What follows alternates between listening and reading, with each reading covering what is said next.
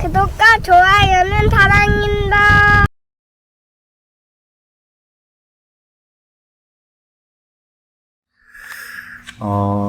여러분, 오늘 말씀에서 우리가 중요하게 볼 수 있는 부분은 7절에 기록되어 있는 여호와의 날이라는 표현입니다. 여호와의 날. 우리가 스바냐 말씀을 보면은 사실 스바냐 3장 말씀이 제일 유명하죠. 우리가 잘 아는 말씀입니다. 그죠? 3장 17절. 너의 하나님 여호와가 너의 가운데 계시니. 그죠? 이 찬양을 우리가 참 잘 알고 있는데, 그래서 스바냐 3장 17절 말씀은 알아도 스바냐 말씀이 전체적으로 어떤 내용인지는 우리가 잘 읽어보지 못한 경험들이 많으시리라고 생각이 됩니다. 우리가 성경을 읽을 때 성경은 한 권이 아니라는 사실을 기억해야 됩니다. 성경은 구약 39권, 신약 27권 해서 모두 66권입니다. 긴 시간 동안 여러 사람이 기록한 것이 성경입니다. 이것은 무엇을 의미할까요? 인간의 역사 가운데 하나님께서 함께 하셨다는 것을 의미합니다. 긴 시간 동안 하나님께서 함께 하셨고, 인간의 긴 역사, 특별히 이스라엘의 긴 역사 가운데 하나님이 함께 하시면서 하나님이 무엇을 좋아하고 무엇을 싫어하시는지를 말씀하시는 가운데, 하나님이 무엇을 좋아하시고 무엇을 싫어하시는지 우리가 시행착오를 겪지 않도록 이것을 기록해 두셨습니다. 사람들이 잘하는 일들도 있고 잘못하는 일들도 있고, 하나님 보시기에 좋은 일도 있고 그렇지 않은 일도 많이 기록되어 있습니다. 성경을 보면 하나님께서 좋아하시는 일이 많이 기록되어 있을까요? 그렇지 않은 일이 많이 기록되어 있을까요? 그렇지 않은 일이 더 많이 기록되어 있습니다. 그래서 하나님께서는 항상 말씀하십니다. 그 길로 가면 안 된다. 거기로 가면 망한다. 여기로 와라. 돌아와라. 회개해야 된다. 나에게로 와라. 너희는 잘못된 길로 가고 있다. 선지자들을 통해서 계속해서 하나님께서는 잘못된 길로 가고 있는 사람들에게 바른 길로 갈 수 있도록 말씀해 주시고 알려주셨습니다. 그래서 사람들이 그 말을 듣고 회개하고 돌아오면 하나님이 용서해 주셨고, 끝까지 회개하고 돌아오지 않으면은 스스로 멸망에 이르는 일들이 일어났음을 주님께서는 보여주십니다. 오늘 스바냐도 그런 말씀입니다. 하나님이 스바냐에게 말씀을 주세요. 스바냐가 그 말씀을 기록했습니다. 그래서 스바냐는 3장으로 되어 있는 짧은 말씀이지만 매우 충격적인 말씀이기도 합니다. 스바냐의 내용도 역시 다음과 같은 내용입니다. 하나님의 날이 임한다. 여호와의 날이 임할 것이다. 너희는 회개하고 돌아와야 된다. 라는 것이죠. 하나님께 불순종하고 있는, 하나님을 거역하고 있는 유다를 향해서 하나님의 두려운 심판이 임할 것을 이야기하고 있습니다. 하나님의 심판이 오는 이유는 유다가 하나님의 약속을 어겼기 때문입니다. 유다가 어떻게 하나님의 약속을 어겼을까요? 첫째로 볼 수 있는 것이 우상 숭배였습니다. 하나님을 믿고 섬기는 것이 아니라 우상을 믿고 섬겼던 거예요. 이것은 곧 하나님이 없다는 의미였습니다. 하나님이 지금까지 도와주셨고, 하나님이 지금까지 인도해 주셨고, 하나님이 지금까지 강대국들 가운데 지켜주셨는데, 그것을 잊어버리고 자기 마음대로 하나님을 떠나 자기들이 믿고 싶은 신을 믿고 섬겼던 것입니다. 여러분, 성경에 보면 특별히 바알신에 대한 이야기가 많이 나옵니다. 이스라엘 사람들이 바알신을 끝까지 버리지 못했어요. 그리고 바알신을 끝까지 섬기고 붙잡는 모습을 볼 수 있습니다. 왜 그럴까요? 그것은 바알신을 섬김으로 말미암아 풍성한 곡식을 거둘 수 있을 것이라는 이 세상의 부요함에 대한 믿음과 신념이 있었기 때문입니다. 바알과 아세라가 성적인 관계를 맺으면 이 땅이 풍성해질 것이다 라고 생각하는 것이 바알 신앙의 핵심이었습니다. 그래서 신이 가장 잘 볼 수 있는 높은 곳에다가 산당을 짓고 그 산당에서 자기들이 성행위를 하면은 바알 신이 흥분하여서 신이 성적인 관계를 맺게 되고, 그러면 비가 내리게 되고, 이 땅의 농사가 잘 될 것이라고 생각을 하였기 때문에 그들은 어떻게 보면 성적인 쾌락과 함께 이 땅의 풍성함을 가져다 주는 바알을 끝까지 버리지 못한 거예요. 하나님은 그렇지 않지 않습니까? 하나님은 눈에 안 보이시고 하나님께 예배 드리는 것은 어떻게 보면 자극적이지도 않고 어떤 특별한 엔터테인먼트, 즐거움이 있는 것도 아닙니다. 그렇기 때문에 하나님을 귀찮게 섬기는 것보다는 자기들에게 직접적으로 도움을 빨리 주는 바알신, 무엇인가 구체적으로 주는 것 같은 그런 신들을 섬기는 것이 그들에게 있어서는 최선이라고 생각하였고, 믿음이 있다고 하는 사람들도 바알과 하나님을 같이 섬기는 일들이 많이 일어나는 것이 이스라엘의 역사 가운데 우리가 볼 수 있는 모습이었습니다. 또 하나는 무엇인가 하면 정의와 공의를 이들이 잃어버렸습니다. 그들은 무엇이 옳은지 그른지를 생각하지 않았습니다. 돈 있는 사람이 권력을 가졌고 권력이 있는 사람이 돈을 가졌고, 그래서 돈과 권력이 있는 사람들은 법을 무시해도 되고 자기들 마음대로 판결을 내려도 가난하고 약한 사람들은 하소연을 제대로 할 수도 없어서 있는 것을 빼앗겨도 하소연도 못하고, 그렇게 힘이 있는 사람이 더 많은 것을 가져가고 빼앗는 일들이 하나님께서 보시기에 악한 일들이었다는 것입니다. 나라 전체가 부정직하고 도적질하고 남의 것을 빼앗고 약육강식이 되어버린 이 상황, 이것이 하나님께서 스바냐를 보내셔서 예언을 할 수밖에 없는 상황이었던 것이죠. 우리 스바냐 1장 1절에서 3절 말씀 다시 한번 읽어보겠습니다.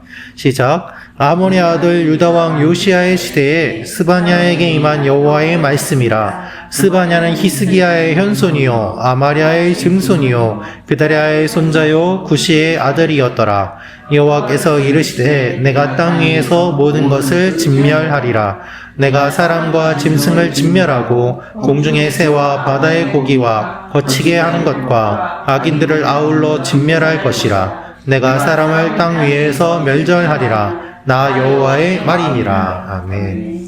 스바냐가 활동했던 시대는 요시야 왕 시대였습니다. 그래서 1절을 보면 유다 왕 요시야의 시대에 라고 되어 있는데요. 요시야의 시대에 이스라엘 주위의 나라는 지금까지 힘을 갖고 있던 신바벨론이라는 나라가 있었습니다. 제국이 있습니다. 그런데 또 신생으로 떠오르는 제국이 있는데 아수르라는 제국이 있었어요. 지금까지는 바벨론이 강한 나라인데 이제 아수르가 더 강한 나라로 조금씩 떠오르고 있는 상황이었습니다. 지금까지 힘이 강했지만 약해지고 있는 나라, 지금까지는 나라가 약했지만 이제 강한 나라로 떠오르는 나라, 여러분이 지도자라면 어느 나라 편에 서기를 원하십니까? 요시야 왕의 아버지는 아수르 편에 섰어요. 새로운 떠오르는 나라 편에 섰던 거죠. 근데 요시야는 아수르를 반대했습니다. 그래서 지금 주변 나라의 정세도 복잡하게 돌아가고 있는데 어느 나라를 지지하느냐에 따라서 이 이스라엘의, 이 유다의 운명이 갈리게 되는 중요한 상황 속에 있었던 것이죠. 이런 상황 속에서 하나님은 무서운 말씀을 하십니다. 무슨 말씀을 하시는가 하면 2절을 보시면은 모든 것을 진멸한다 라고 말씀하십니다. 이렇게 말씀하시는 이유는 무엇인가 하면 선지자와 제사장들이 율법을 어기고 약한 사람을 괴롭히고 예배는 드리지만 다 형식적이었고 하나님의 뜻을 전하기보다는 하나님의 백성들의 것을 빼앗는 데만 관심이 있었기 때문에 하나님께서는 진멸할 것이다 라고 말씀하십니다. 스바냐라는 이름의 뜻은 하나님이 숨기셨다라는 거예요.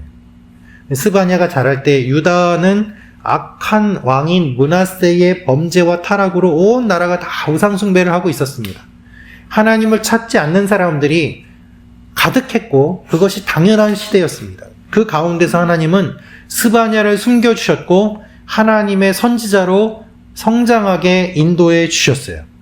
여기서 알 수 있는 사실이 있습니다. 하나님은 어둠의 시대 속에서도 하나님의 사람을 숨겨두시고 준비하신다는 거예요. 하나님은 사람을 숨기세요. 준비시켜 주세요. 여러분 이 사실을 믿어야만 합니다. 아무리 깊은 어둠 속에 있어도 하나님은 작은 빛을 숨겨두세요. 예수님께서 태어나셨을 때에도 박해와 핍박을 피해서 이집트에서 살게 하시고 하나님은 숨겨두세요. 그래서 우리는 그렇게 하나님께서 숨겨주시는 사람이 되도록 살아야만 합니다. 아무리 어두운 시대라도 하나님이 쓰시는 사람이 있고 준비시키는 사람이 있습니다. 어떤 사람을 준비시킬까요? 말씀이 있는 사람을 준비시키세요.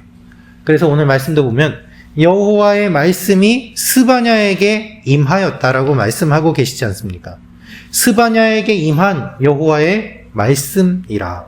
하나님의 말씀이 임해서 그가 현재 살아있는 말씀의 실상이 되었음을 의미합니다. 즉 하나님의 말씀이 주어졌고 그가 그 말씀을 그대로 믿고 그 말씀대로 삽니다. 이 말씀을 선포합니다. 스바냐를 통해서 하나님의 말씀이 살아있는 말씀이라는 것을 사람들에게 보여주게 됩니다. 그런 스바냐에게 하나님이 임하시고 스바냐를 사용하신다는 것이죠. 그런데 이 스바냐에게 주신 말씀이 무엇인가 하면 진멸할 것이다 라고 말씀하세요.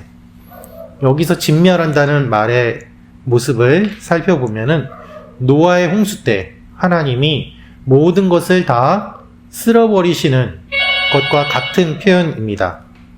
그래서 창세기 6장 11절에서 12절은 다음과 같이 기록되어 있습니다. 그때에 온 땅이 하나님 앞에 부패하여 포악함이 땅에 가득한지라. 하나님이 보신즉 땅이 부패하였으니 땅에서 모든 혈육 있는 자의 행위가 부패함이었더라. 이 말의 뜻은 악이 가득 찼다는 뜻이에요. 여러분 물이 우리 머리 위까지 차오르면은 물에 빠져 죽을 수밖에 없는 것처럼 죄가 그렇게 가득 찼다. 그래서 포악함이 땅에 가득 찼다라고 말씀하고 계십니다. 그렇게 죄가 가득 찼기 때문에 하나님이 물을 가득 차게 하셔서 심판하신 거예요. 그래서 홍수 심판이 임하게 되었던 것이죠. 그런 스바냐를 통해서 선포하시는 말씀이 같은 말씀이세요. 내가 진멸할 것이다. 그만큼 노아의 시대에 죄가 가득했던 것만큼 하나님 보시기에 스바냐의 시대에 죄가 가득하고 그래서 심판이 임할 것이라고 말씀하고 계십니다. 여러분 하나님은요 우리의 모든 걸 다 알고 계세요. 그런데 알면서도 참고 계세요. 그냥 보고 계세요. 보고 계시면서 어떤 일이 일어나는가? 사람들은 이렇게 이야기합니다. 오늘 말씀에 이렇게 기록되어 있죠. 12절에 여호와께서는 복도 내리지 아니하시며 화도 내리지 아니하시니라 하는 자를 등불로 두루 찾아 벌하실 것이다 라고 하시는데 사람들이 하나님이 죄악을 참고 계시니까 뭐라고 얘기하는가 하면 하나님은 벌도 내리지 않아 라고 얘기했다는 거예요. 하나님 복도 내리지 않아. 이 얘기는 뭔가 하면 하나님 없어. 하나님 있어도 그냥 보고만 계시지 뭐 하나님 할 수 있는 일이 뭐가 있겠어. 그렇게 사람들이 하나님을 무시하는 상황이 되었다는 것이죠.